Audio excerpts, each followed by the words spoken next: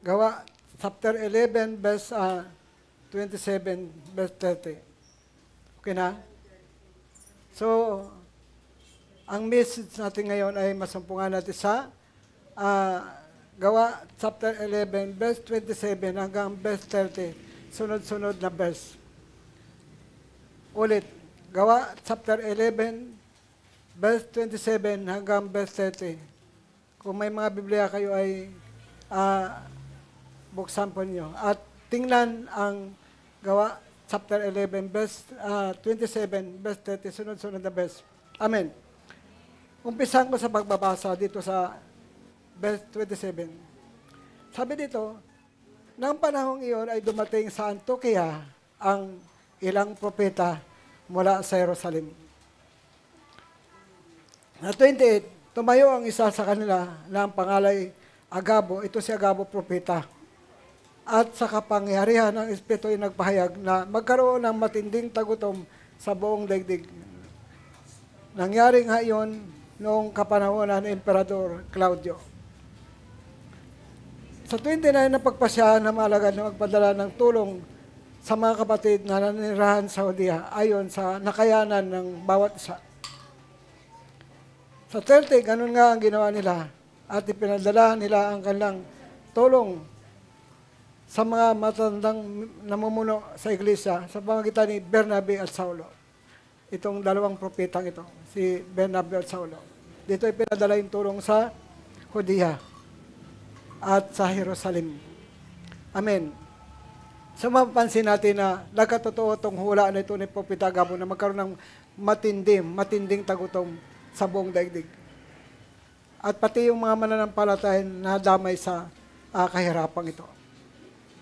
Kasi ang Judea kasi at Jerusalem, yung mga Hudyo diyan nakatira. Yung mga lahi ni Abraham. Amen. Sa Jerusalem at saka sa Judea. Kaya, napagpasyahan ng mga mananampalatayang hintil na magpadala ng tulong sa mga Hudyo sa Jerusalem at Judea. Amen. So, tingnan natin maigi ito. Dito sa 1 Corinto 16, verse 1 hanggang verse 3. Sunod-sunod na verse. 1 Corinto, chapter 16, verse 1 hanggang verse 2. Tungkol naman sa ambagan, tinawag itong ambagan para sa mga kapatid. Gawin nyo ang tulad ng ipinagtagubilin ko sa mga iglesia sa Galacia. So itinuro din to ni Paul, ni Apostol Pablo sa mga iglesia sa Galacia. Tuwing unang araw ng isang linggo, ang bawat isa'y maglaan ng bahagi ng kanyang kinikita at ipunin iyon upang hindi na kailangang mag-ambagan pa pagpunta ko riyan. So, preparasyon. Pinagre-ready na sila sa ambagan para dalhin ang tulong sa Jerusalem. Kanina, Judea. Jerusalem. Isa lang naman lugar na yan. Jerusalem at sa Judea. Para yung Hudyo ang nakatira dyan.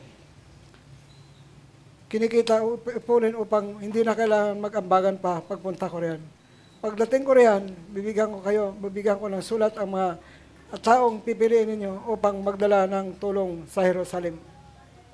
Kanina Judea, ngayon Jerusalem naman. Kasi isang lugar po talaga ng mga Hudyo yan. Yung mga lahi ni Jacob. Sa panahon ni Jacob, Israel. So sa bagong tipan na yung Hudyo na. Amen. Kaya, yung tagutom mo ito at nakaipikto ng matinding kahirapan. Kasi buong daigdig Yun ang sabi ni Propeta Agabo sa panahon na ni Emperador Claudio. Nagkaroon ng matinding tagutom. Bakit ba may mga tagutom ng panahon? Dahil din sa kasalanan ng tao. Kapag ang kasalanan ng tao ay umiiral sa puso ng tao, nagkaroon ng tagutom. Damay pa rin ang mga mananampalataya. Kapag ang tao hindi kumilala sa Diyos, hindi sinamba ang Diyos, hindi pinaglingkuran ng Diyos, mayroong mga consequence. Amin po ba? Damay pa rin ang mananampalataya kasi buo yung mundo. Andito pa tayong lahat sa libutan ito. Amen. Maging sa pamilya nga, pag may kasalanan ng isa, damay lahat. Kahit mananampalataya ka, damay pa rin. Apektado. Amen po ba? Naapektuhan kasi kasama pa natin sila sa daigdig na ito. Yung consequence, hindi talaga maiwasan. Yung madamay tayo kasi nandito pa tayo sa ibabaw ng mundo ito. Amen. Dito naman sa pangalawang Korinto 9, verse 1 hanggang verse 15. Tingnan po natin kung saan yung specific ng pagtulong na ito. Kanina, Judea. Ngayon, Jerusalem.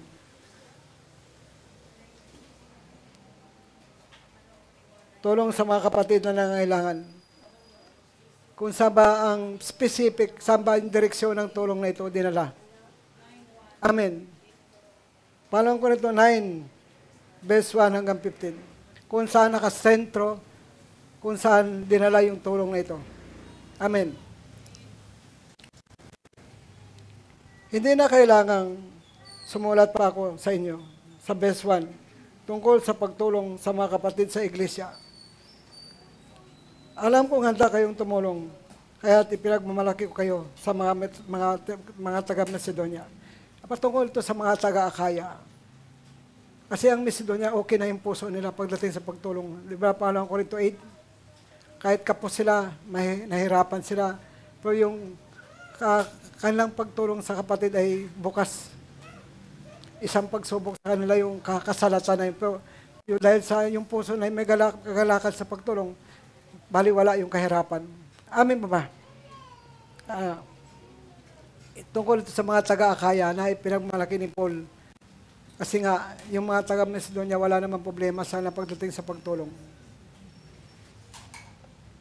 Kaya handa kayong mga taga-Akaya. Noong pamang nakarang taon, dahil dito ay lalong sumigla ang pagtulong. Kaya pinapunta ko riyan ang mga kapatid na ito upang patunayan na tama ang aming pagmamalaki tungkol sa inyo.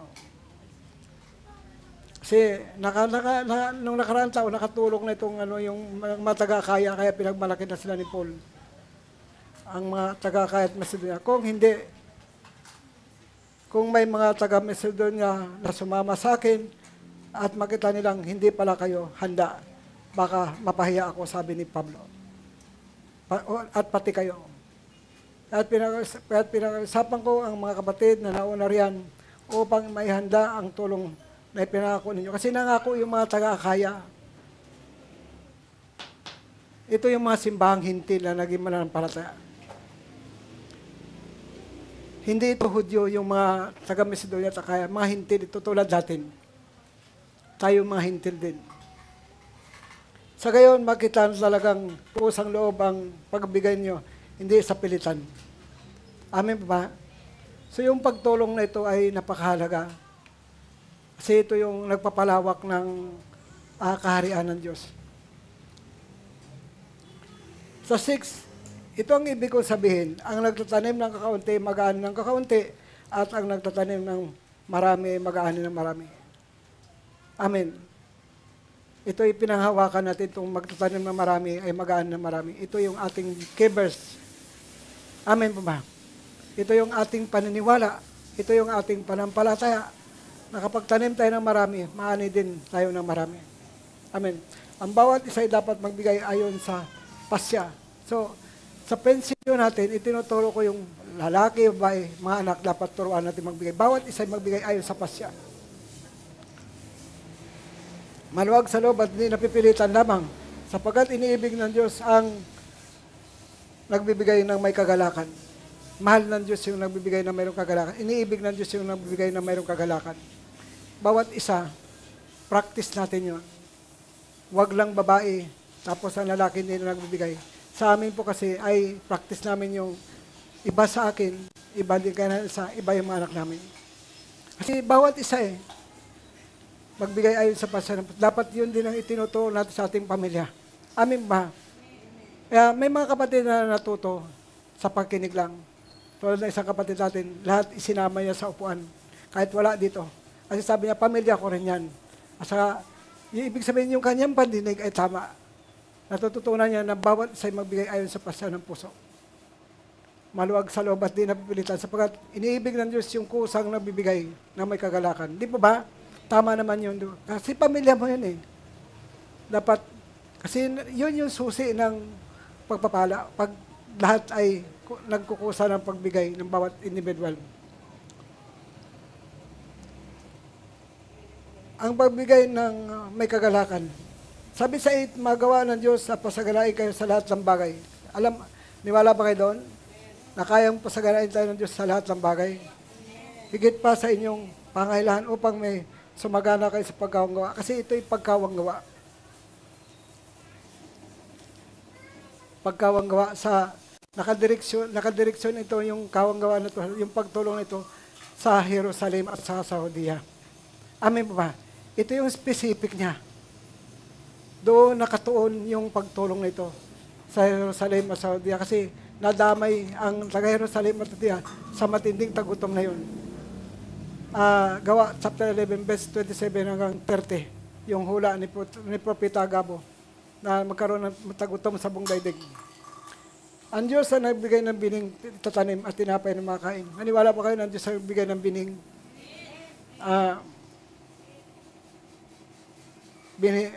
na itatanim at tinapay ng makain. Siya rin ang magbigay sa inyo ng bini at magpalago nito upang magbunga ng sagana ang inyong kabutihang loob. Alam ba ang binibigay ng Diyos hindi bunga kundi bini para maitatanim tayo. Kaya dapat yung ating mga kahilingan sa Lord dapat naka-specific. Yung ating mga prayer dapat naka-specific.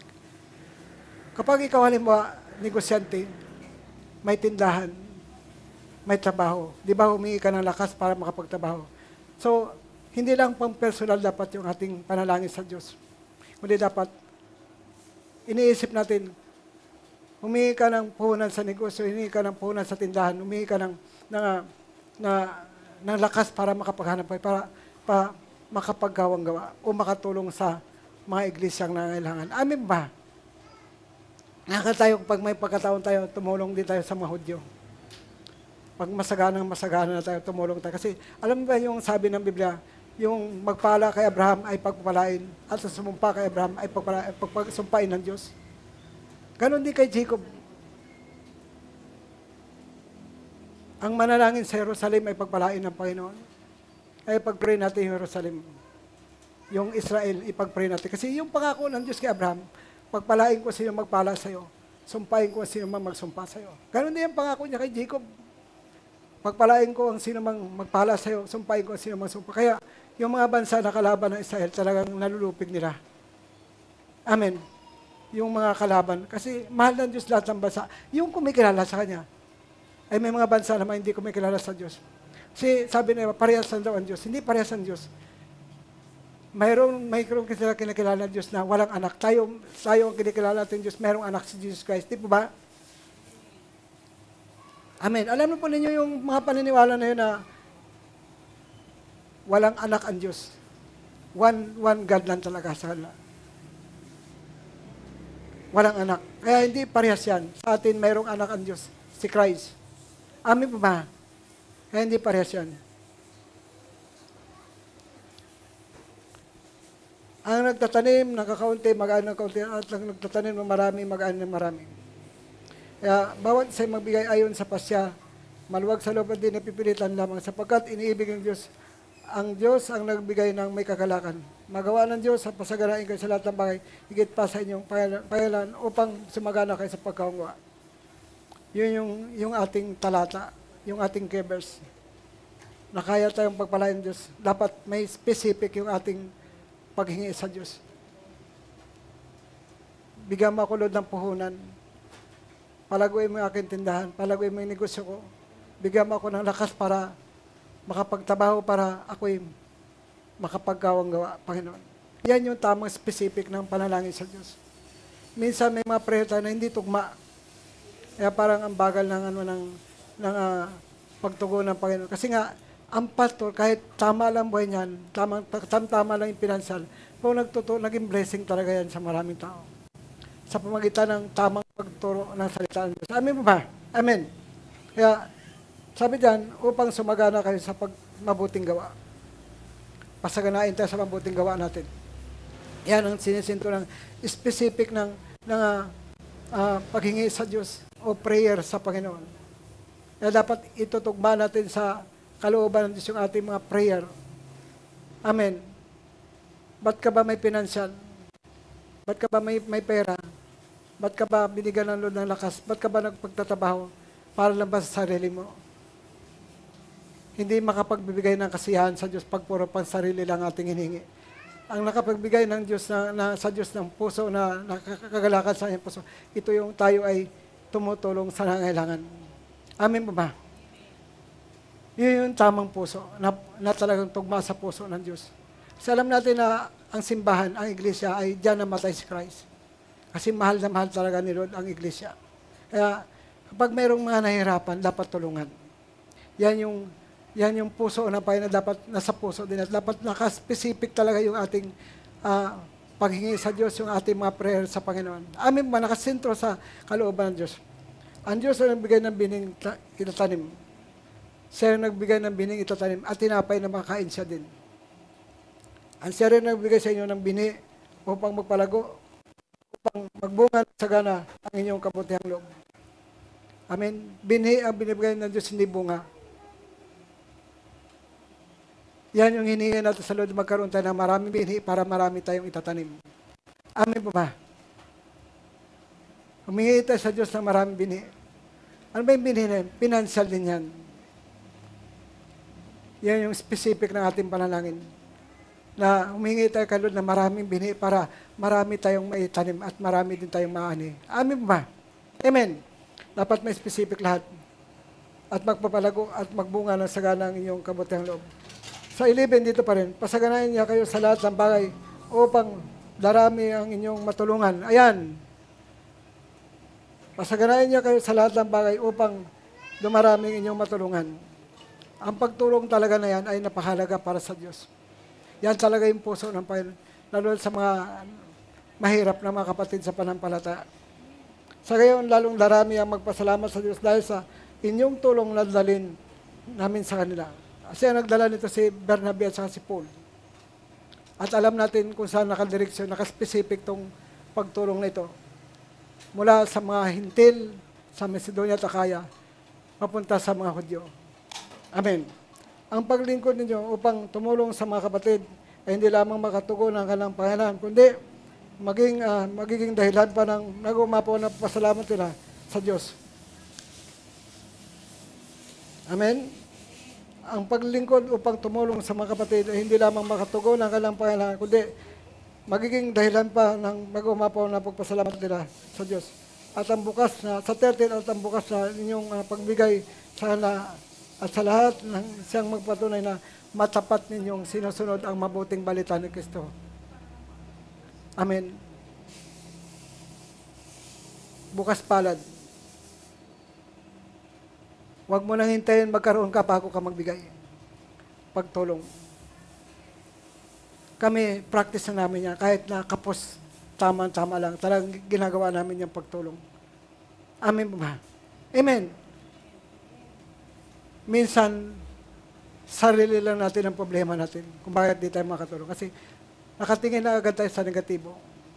Kaya hindi nakagawa ng himalaan, Lord. Amen ba? Kapag tinitingnan mo lagi ang sarili mo, di ba kapos lagi? Tama-tama lagi.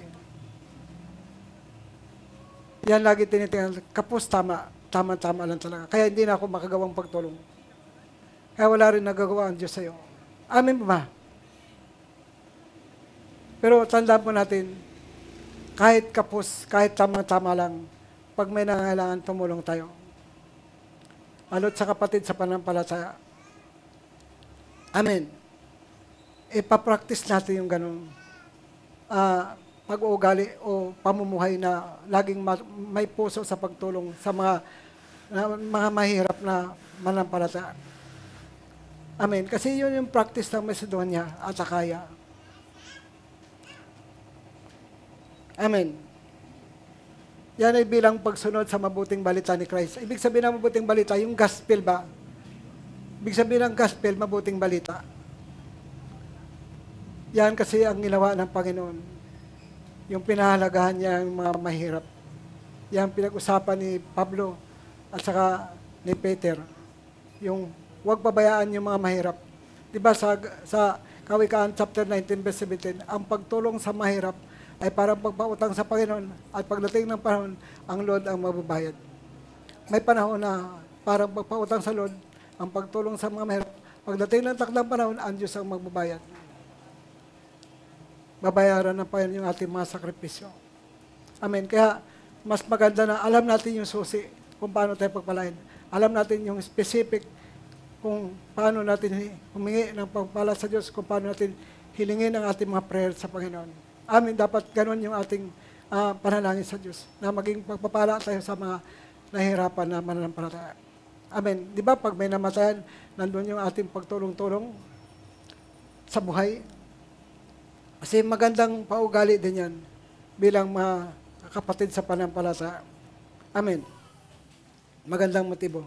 Ang magandang balita nito. Dahil diyan, magpupuri sila sa Diyos, at buong pagmamahal nila kayong ipanalangin dahil sa di masukat na kagandahang loob ng Diyos sa inyo. Salamat sa Diyos dahil sa kagandahang loob na walang kapantay. Bandang huli, pagpapasalamat sa Diyos sa 15. Sa pagsalamat sa Diyos dahil sa kanyang kagandahang loob na walang kapantay. Yan yung ginawa niya sa mga Macedonia at Achaia. So saan ba nakasentro itong pagtulong na ito? Tingnan natin yung Roma 15, verse 25 hanggang 28. Sabi diyan sa 25, ngunit sa ngayon, pupunta ako sa Jerusalem upang dalhin ang tulong ng mga kapatid doon. Sapagkat minabuti ng mga taga Macedonia at Achaia. Ayan, Macedonia at Achaia. Mga manampalatayang hintil kasi ang Macedonia at Achaia. Nahikayat ng mga Hudyo. Nahikayat ng mga apostol para maging manampalataya. Na magdadala ng tulong sa mga mahirap na kapatid sa Jerusalem. Doon dadalhin, nakaspecific kung saan dadalhin yung tulong na yun. Na galing sa Macedonia at Achaia. Amen? Yun yung pangalawang Corinto 9 na Macedonia at Achaia, yung nag-ambag-ambag para dalhin ang tulong sa Judea sa Jerusalem. Malukod nilang ginawa yun at talaga namang dapat nilang gawin dahil ang mga hintil, kasi ang Macedonia at Achaia, mga hintil kasi tutulad din natin, ay kayat ng mga apostol para maging manampalataya. Dahil sa mga hintil ay nakabahagi ng pagpalang espiritual sa mga Hudyo. Kasi ang mga Hudyo kasi si Pablo at saka yung mga apostol. Kasi dinala nila yung maganda balita, yung gospel sa mga hintil. Anong tumanggap ng pagpalang spiritual, yung mga hintil, ano naman ang ginawa ng mga hintil? Marapat lamang na bahagi na nila ng yung mga Hudyo ng magitan ng pagpalang material. Material naman yung kabalik. Spiritual yung tinanggap ng mga hintil. Ibinalik ng mga Hudyo yung material na bagay. Ito yung financial. Nadala ng malaking panalapi na dala ni Bernabe at Pablo sa Jerusalem at saka sa Judea. At kapag bigay ko ng tulong sa mga kapatid sa Jerusalem, dadaan ako riyan papunta sa Espanya, sabi ni Paul. Dadalhin sa Jerusalem, sa Judea, yung financial, yung malaking nalikob ng mga taga-Macedonia. So tingnan nyo, yung specific, kasi ginagamit yung parang Corinto 9, verse 7, yung magbigay ayon sa pasya ng puso. Ginagamit ito ng ibang simbahan. At marami na rin nadamay dito. Kung hindi nila alam yung specific, yung direksyon ng pinansyal nito, kundi pagtulong ito sa Jerusalem, Judea. Kaya nabaliwala na yung ikapot paghandog. Pledge. Yung pangakong handog, kusang handog. Di ba? Dito may 12, verse 5 hanggang 6, 7. Sabi doon, hanapin niyo ang lugar na pipiliin niya. Kung saan ipinapangalan ng kanyang salita, pangalan, yun yung tinuturing niya. Handog kayo maghandog ng inyong mga ikasampung bagay at handog na susunugin. Mga pangakong handog, kusang handog. Nandun yung mga pledge. Nabaliwala na yun. Kasi nga natabunan na magbigay ayon sa pasya ng puso. Pinauso nila yun. Amen. Yung magbigay ayon sa pasya ng puso, yun yung ipinalit sa ikapot paghandog. Kaya nawala na yung ikapot paghandog. Kaya maraming mga pastor ang nagayahan doon. Gumaya doon sa ganung aral. Amen. Ang ikapot handog saan ba dala? Sa santuaryo, sa templo, sa bahay ng Diyos. Doon po dinadala yun. Iba po yung direksyon ng ikapot paghandog sa bahay po ito ng Diyos. Sa templo ng Diyos. Ito yung bumubuhay sa mga nakatira sa templo. Amen po ba? Amen. Amen po ba? Naintindihan po ba natin? Kaya, pinalitan nila ng magbigay ayon sa pasya ng puso. Yung ikapo, nabaliwala na po yan. Ikapo, ang paghandog na baliwala. Di ba, hindi man inalis ng Lord ikapo. Itinuturo niya sa mga parasyo, taga-pagtulong kung saan, mag-ikapo kayo. Amen? At ang byuda sa Luke 21 ay naghandog pa rin ng 2 salaping pilak. Di ba ba? Nandun pa rin. Si Paul tumanggap ng handog ng mga taga-Pilipos. Dapat tingnan yung mga taga-Pilipos, ha? Yung specific kung bakit binuksan ang kayamanan di mo ubos-ubos sa verse 19. Philippians chapter verse 19. Kasi specific yung tulong nila kay Paul. Tumulong sila sa pangaral ni Pablo. Paglalakbay ni Pablo. Pag-mission ni Pablo. Yun ang specific daw ng bakit ang sabi ni Paul, yung kayamanan ng Diyos hindi mo ubos-ubos, ibigay sa mga taga-Pilipos. Kasi yung tulong nila parang katulad ng mabagong handog sa Diyos. Alay na kalugod, katanggap-tanggap sa Diyos. Amin ba? Yung specific na minsan iba yung prayer natin kasi kaya hindi natutugma. Iba yung ginagawa natin kaya hindi natutugma sa ating yung mga bagay na yun. Humingi tayo sa Diyos ng kayamanan, hindi mo ubos-ubos. Kung hindi mo natin ginagawa ang pagtulong sa mga lingkod ng Diyos. Merong ganun. Humingi ng Philippians 4:19, pinanghawakan ng Philippians 4:19. Pero nagagawa mo bang tulungan ang lingkod ng Diyos sa kanyang pangaral at paglalakbay? Sa kanyang pagmisyon, natutulungan mo ba? Tingnan mo specific na ng mga taga-Pilipos. Amin mo ba? Minsan maraming mga manampalatayang nangahawak sa Philippians chapter 4:19. Pero hindi nila naintindihan na mayroong nakasintro yun, yung pagtulong kay Pablo ng mga taga-Pilipos kung bakit nabuksan ang langit, yung kayamanang hindi mo ubos-ubos. Di ba? Hindi nila ginagawa yun, pero pinanghawakan nila yung Philippians chapter 4:19 kasi mali yung specific na kanilang pagsunod. Hindi sila sumusunod. Amen ba? Amen. Tinulungan nila si Pablo sa paglalakbay, sa pagmisyon. Sa misyon. Siyempre, maraming pangalan si Pablo, kumakain, umiinom, dumadamit. Amen po ba? Maraming pangalan ng lingkod ng Diyos. Kaya, hindi nila kita yung specific talaga ng kung bakit sabi ni Pablo, yung kayamanan ng Diyos na hindi kayang ubusin ay bibigay sa mga taga-Pilipos. Amen. Kasi naintindihan yun ng mga taga-Pilipos eh. Yung pagtulong na yun kay Pablo. Kaya minsan pwede akong pasagalahin Diyos sa lahat ng bagay. Pero ang tanong, nagkakawang gawa ka ba? Tumutulong ka ba sa mga nangailangan? Minsan pinanghawakan nyo ng ibang manampalataya. Kaya mali yung kanilang motivation doon. Mali yung kanilang motibo. Hindi man lang pinamumuhay yun eh. Dapat ipamuhay natin. Dapat naka-specific talaga yung ating mga prayer, yung ating mga kahilingan sa direksyon na nais ng Diyos sa atin. Kaya minsan, nawala na yung ikapot handog sa templo. Nawala na yung pledge. Amin ba? Kaya yung inyong mga ikapo, mga handog nyo, huwag nyong babawasan yun. At itatakip nyo sa Thanksgiving natin. Huwag nyong gawin yun. Dapat naka-specific yung inyong kasi ang Diyos nagbigay ng binhi, di ba? Lord, padamihin mo binhi ko para may pang-ikapo ko, may pang-pledge ako. Huwag nyong babawasan yung inyong ikapo at pledge at itatakip ninyo sa inyong suporta sa Thanksgiving. Dapat may prayer kayo na bigyan makulod ng maraming binhi. Kasi ang Diyos nagbibigay ng maraming ng binhi, di ba? Para may pagtanim tayo. Yung purpose, binhi ang binibigay, hindi bunga. Amin mo ba? Binhi para marami tayong pagtanim, panghasik. Amin mo ba? Amen. Dapat ganun yung ating ugali sa ating paghasik. Kasi ang ikapusandog pledge, panghasik diyan. Di ba pansin nyo sa Exodo 25:35, ang hinihingi ng Diyos, ginto, pilak, tanso. Ang mahal ng tanso ngayon. Amin ba? Alahas sa Cornelia, mamahaling alahas, at marami pang iba na hinihingi ng Diyos. Dinadala ito sa santuario. Ganon din sa Kronika, chapter 1:29. Yung lahat ng hinandog ng mga tao ay ginamit sa templo. Sa panahon ni Solomon. Sa panahon ni David, yung nakulikta na yun ay ginamit sa templo. Di ba yun yung ginawa sa Malaki 3:8, 3:9 hanggang 10? Ang problema lang doon, yung mga tao ay nakasala sa Diyos. Tumalikod sa Diyos. Kaya, ang sabi na salitang pagnanakaw sa Malaki 3:8 at sa 9, andun yung sumpa ng Panginoon. Kasi mahalaga sa Diyos ang kanyang iglesia. Amen ba?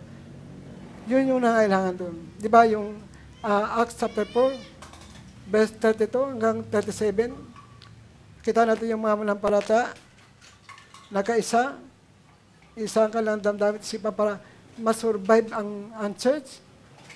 May nagsakripisyo ng lupa at bahay, bukid, para masurvive yung pangangailangan ng church.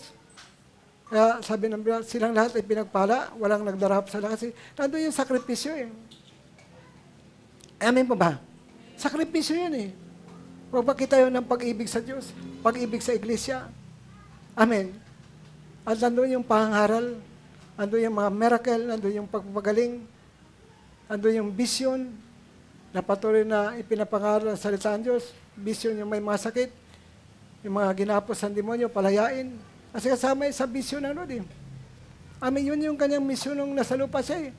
Pagalingin ang may masakit, palayain ng mga ginapos ng demonyo. Amen mo ba?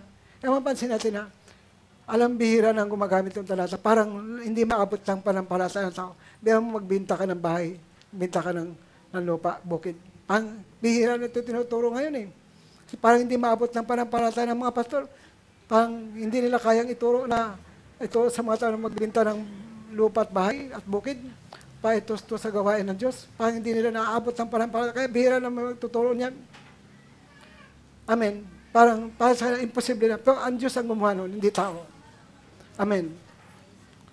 Hindi man bahay at bukid, lupang mayroon ka. Pero may mga bagay tayo na dapat isakripisyo. Di po ba? Wala ka man bahay at lupa, bukid. Po may mga bagay tayo na dapat isakripisyo sa gawain ng Diyos. Amen. Ano man mayroon ka, huwag kang magbigay sa Lord na walang sakripisyo. Hindi ramdam ni Lord yun. Amen. Tignan mo yung Luke 21, ramdam ba ng Lord yung nagbigay ng mga mayaman ng handog? Hindi, ang ramdam na Lord yung biyuda na nagbigay ng 2 salaping pilak na yun yung buong kayamanan niya ibinigay niya sa offering box. Kasi may hulugan ng panansa noon sa templo. At tinitingnan Lord ang bawat paghulog ng tao. Di ba para nakita ni Lord? Nakita ni Lord yung paghulog ng mga mayaman. Nakita din ni Lord yung paghulog ng biyuda. So yung sakripisyo ng biyuda, yun ang nakita ni Lord. Yung pag-ibig ng biyuda sa Kanya at yung Kanyang panampalataya sa Panginoon. Yun yung nakita ng Lord eh. Hindi mo yan napansin yung binigay ng mayaman kasi kahit malaki yun, kaya lang bahagi lang naman ang kanilang kasaganan. Hindi po ba? Kaya yung may sakripisyo talaga, yun ang naramdaman ng Lord na talagang ito, totoo ito. Totoo ito, tapat ito. Amen po ba? Totoo at tapat. Kaya sa ating buhay, wala man tayong bahay, lupa, bukid na isakripisyo. Tingnan nyo yung mga bagay na mayroon kayo. Bakit ba hinihingi na Lord ang ginto, pilak, tanso? Alahas na Cornelia at mamahaling alahas. Bakit? Kasi nga, kinukuha ng Lord yung ating puso. Wag kayong magsinto doon sa kayamanan. Kasi mahirap umibig sa kayamanan, di ba? Amen ba? Kasi yun yung isang bahagi ng pagsubok din sa atin ng Panginoon. Tulad ni Abraham. Bakit? Ang kaisa-isang anak, pinakamalang na anak ang hiningi. Kasi kailangan ito sakripisyo sa Diyos. Pagpapakita ng pag-ibig niya sa Diyos. Amen mo ba? Pagpapakita ng kanyang panampalataya sa Diyos. Ng kanyang pagsunod. Kaya yung pagsunod talaga, mayroong benepisyong malaki. Amen? Dahil sinunod mo aking utos, pagpalain ko ang lahat ng bansa sa daigdig. Sa pamagitan ng lahi mo, i-bless ko ang lahat ng bansa sa daigdig. Unang pinagpala si Abraham. Pangalawa yung kanyang lahi. At sa pamagitan ng kanyang lahi, pagpalain ko ang lahat ng angkas sa daigdig. Dahil sinunod mo ang aking utos. Kaya yung pagsunod, malaki talaga benepisyo. Kahit mahirap. Amen ba? Amen. Evaluate natin, ano ba yung mayroon tayo na mahalaga sa atin. Yun yung gusto ng Lord, yung mahalaga sa atin. Para ramdam ng Lord yung ating pagmamahal sa Kanya. Amen ba? Hindi yung tira-tira. Hindi yung sobra. Hindi yung ramdam ng Lord. Gaano makalaki pag sobra na lang, pag tira-tira. Hindi ramdam ni Lord yun. Ang ramdam ni Lord, yung katapatan natin sa Kanya. Yung pag-ibig natin sa Kanya. Yun yung ramdam ng Lord. Tingnan mo, parang tingin natin walang value yung 2 salaping pilak. Parang walang value. Pero dahil yun yung kanyang buong ikabubuhay, ibinigay niya sa box offering ng Panginoon. Kaya yun yung ramdam ng Lord. Kasi kung ano mayroon siya, yun ang ibinigay niya sa Panginoon. Amen. Kaya sa ating pagbibigay, dapat alam natin specific. Huwag kayong magbigay ng mga kunot-kunot na pera. Tinuturo ko sa inyo. Kasi parang binigyan mo si Lord ng may kapansanan. Di ba? Sa Malakay, di ba? Pag naghandog ka sa gobernador mo ng bulag, pilay, hindi mo magustuhan. Insulto yun sa gobernador. Amen. Kung nababasa yun ba yung Malakay chapter 1? Amen? Nababasa niyo ba? Parang pag-insulto sa Diyos yun. Amen. Kaya ako pag nabigay ako, talagang puro bago yung aking mga kapo, yung aking pledge. Mga bago talaga. Pinipili ko, ayaw ko magbigay ng ano kasi may conviction ako sa puso ko. Kay Lord ko, inahandog, kay Lord ko binibigay. Tapos, bibigay ko ng luma-luma. Meron akong conviction sa puso ko. Kasi dapat, pag binabasa yung Levitico, puro walang kapintasan ang ihandog mo sa Diyos. Amen pa. Sabi nga sa Exodo 23 verse 16, huwag kayong harap sa Panginoon na wala kayong dalang handog. Amen ba? Kasi sa pagharap mo sa Panginoon, dapat mayroon kang dalang handog. Nababasa niyo ba yun? Exodo 23 verse 16, huwag kayong harap sa Panginoon na walang dalang handog. Amen. Kasi nga, sa Lord kaharap, dapat mag-iugali na natin yan.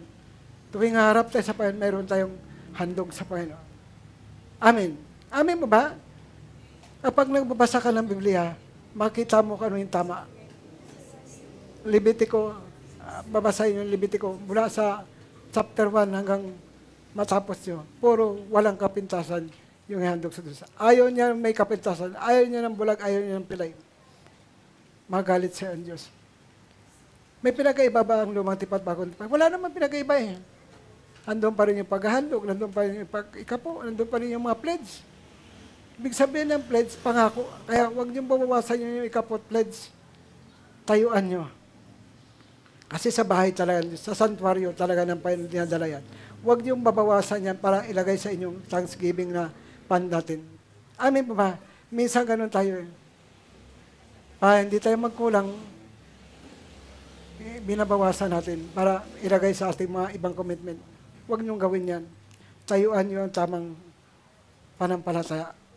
Magkaroon tayo ng specific sa ating kahilingan sa Diyos. Magkaroon ng specific yung ating panalangin sa Diyos. Amen po ba? Amen. Kasi minsan mali yung ating, di ba sa Philippians chapter 4, verse 6, verse 7. Huwag kayong mabalisa tungkol sa anumang bagay. Sa halip, hingin niyo sa Diyos, sa pamagitan ng panalangin, may pagpasalamat. Kapag humingi ka sa Diyos, sabay pasalamat na. At ang kapayapaan ng Diyos, mag-ingat sa iyong puso at pag-isip dahil sa pakipag-isa kay Kristo Jesus. Philippians chapter 4, verse 6, verse 7.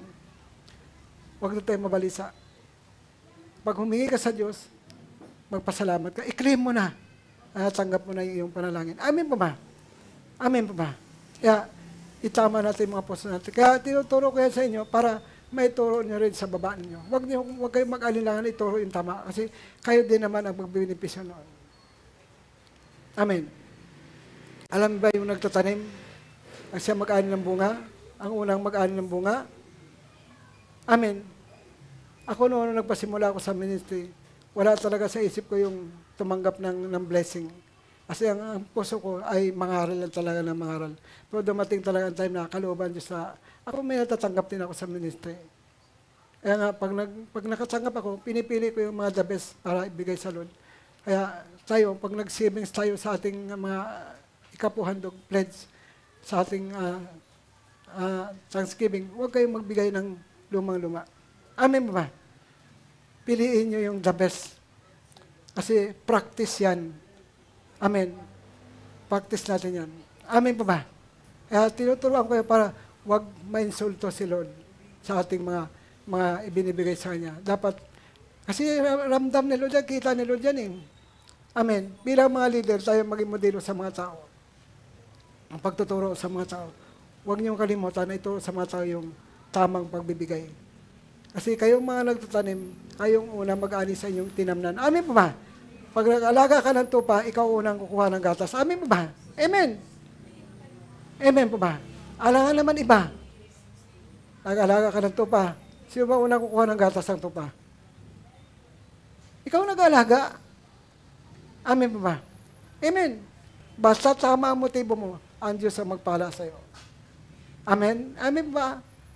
Ang Diyos ang kumikilos doon kapag tama ang iyong motibo sa paglilingkod sa Panginoon. Purihin ang Panginoon sa gabing ito. Sana may natutunan kayo. yung magbigay ayon sa pasya ng puso, yun ipinalit nila sa ikapo. Pangalang Korinto 9, verse 7. Nawala na ikapo, nawala na yung handog. Amen. Nawala na yung santuario ng Panginoon, nawala na yung templo ng Panginoon, kasi doon dinadala yun. Amen po ba? Iba yung direksyon ng Pangalang Korinto 9. Patungkol ito sa tulong sa Jerusalem at sa Saudia. Amen. Dapat alam niya rin niya kasi dati ang panahon na kailangan niyo ito ituro sa mga tao. Saan ba specific ito? Saan ba ang direksyon ito? Kasi minsan pinaghalo-halo nila yun. Amen? Amen po ba? Intindihan po natin mga kapatid? Nakadireksyon ito sa pagtulong sa Jerusalem at sa Saudia. Sa mga kapatid na nakaranas ng matinding kahirapan. Yun yung direksyon ng magbigay ayon sa pasya ng puso. Walang pilitan. Amen po ba? Darating ang panahon, kayo may inaalagaan tao, kailangan niyo paliwanag yan. Dapat alam niyo kung paano ipaliwanag. Dapat subaybay yung mga chapter sa mga verse. Roma 15:25 hanggang 28. Amen ba? Doon dinala yun. At ang nagdala noon si Bernabe at saka si Saulo na Pablo, apostol. Amen ba? Yun yung malaking ambaga na pinag-ingatan nila na sa mata ng Diyos, sa mata ng tao. Pag binabasa yung Pangalang Korinto 9 na may malaking ambagan doon na suporta galing sa Macedonia at Akaya. Amen. Na iningatan nila na wag magkaroon ng masamang salita yung mga tao, kundi maingatan nila yung pinansyal na yun na dalhin sa Jerusalem o Diha. Amen. Yun yung spiritual na bagay na tinanggap ng mga manampalatayang hintil, ibinalik nila yung material na bagay sa mga Hudyo. Amen. Kasi ang magandang balita, ang gospel, galing sa mga Hudyo. Papunta sa hintil, papunta sa atin. Amen pa ba? Amen. Yun yung katotohanan doon. Kaya tayo, pag pinagpala tayo ng Panginoon, pwede rin tayong tumulong sa mga Hudyo. Kapag sobra-sobra yung blessing natin. Kung alam niyo ba, kahit katamtama lang yung blessing mo, kahit tamang-tama lang, huwag natin kalimutan talagang tumulong sa kapatid. Kasi yan yung nais ang gusto ng Diyos na maging puso natin. Kasi yun yung puso ng Panginoon. Yun yung karakter na doon bilang pagtupad sa magandang balita ni Kristo. Amen po ba? Amen. Kaya, yan itinuturo ko sa inyo para lubos niyang maunawaan. Minsan pinaghalo-halo yan ng mga ngaral. At alam mo, dahil sa pagtuturo na yan, maraming pastor ang nalinlang dyan, maraming pastor ang nawalan din ng direksyon sa kanilang pagtuturo. Inalis nila yung kasampung bahagi na dapat sa santuario o sa templo dinadala. Amen po ba? Amen. Nawala yun. Kaya nga, napalitan na magbigay ayon sa pasya ng puso. Pangalang Korinto 9:7. Amen. Kaya dapat kita natin kung saan ba direksyon ng ikapo at handog at pledge sa bahay ng Diyos. Amen po ba? Yung pagtulong na yan ay, ang direksyon, ang specific yan ay sa Jerusalem at Judea. Yung Pangalang Korinto 8, basahin nyo pa. Doon din yung direksyon noon. Pangalang Korinto 9. Doon ang direksyon noon. Malinaw yun na doon dinala yung tulong na yun. Yung ambaga na yun. Amen. Hindi kayo malilito pag nagbabasa kayo ng Bible. Amen. Dati lito rin ako dyan. Ano ba talaga? Mabigayin sa pasya ng puso o mag-ikapo? So, nung binasa ko ang Biblia, nasumpungan ko. Ipinakita sa akin ng Diyos na bukod pala talaga ang ikapo. Templo, santuario, ang bagsak. Yan ay direksyon talaga niyang Pangalang Korinto 8, Pangalang Korinto 9, yung pagtulong sa Jerusalem. Amen. Yan yung hula ni Propeta Agabo sa Gawa, chapter 11, verse 27 hanggang 30. Na magkaroon ng matinding tagutom sa buong daigdig. At nung mag-epekto na itong tagutom na ito, naapektuhan yung mga Hudyo, naapektuhan yung Jerusalem, naapektuhan yung mga taga-Hudiya. Kaya yung mga hintil na pinagpala ng Diyos, nag-ambag-ambag sila para dalhin sa Jerusalem at Judea yung kanilang tulong. Amen ba? Yun yung specific doon, yun yung direksyon noon. Kapag nagpipray tayo sa Lord, Lord, bigyan mo ako ng puhunan, Lord. Lord, bigyan mo ako ng puhunan sa aking hanap buhay. Lord, bigyan mo ako ng lakas para makapagtrabaho, para makapagtulong ako sa pangailangan ng simbahan mo. Amen. Makatulong ako sa iglesia, sa mga mahirap na mga kapatid. Amen ba? Kasi yun yung mahal na Lord. Tandaan natin, namatay si Jesus Christ para sa iglesia, sa simbahan. Amen. Salamat sa Diyos. Lord, buksan mo yung aming mata. Buksan mo yung isip puso namin. Sa katotohanan ng iyong mga salita. I-bless mo kami lahat. Lagi mo kaming puspusin ng Espiritu mo. Lagi mo kami guide, Holy Spirit. Lagi kong ang malaking pagkilos ng Espiritu niyo sa mensahe. Maabot ito yung internet, ang YouTube, ang Facebook, ang lahat ng bansa. Yung 240 na bansa maabot ng mensahe ito. At i-interpret sila ng Banal na Espiritu. Kahit na hindi na maintindihan yung wika ko, ipaintindi sa kanila ng Banal na Espiritu ang mensahe ito. Palawakin mga aking pangaral. Salamat po. I-bless mo ang iyong salita sa gabing ito. Dalahin ko ang pagkilos ng Espiritu ng Diyos sa maabot ng mensahe ito. In Jesus' name. In Jesus, pagalingin mo rin yung aming puso, Lord, ang aming isip. I-touch mo kami. Hindi ko ang pagkilos mo sa aming mga puso. Sa aming mga buhay, Lord. In Jesus' name. In Jesus' name. In Jesus' name. Amen. Amen.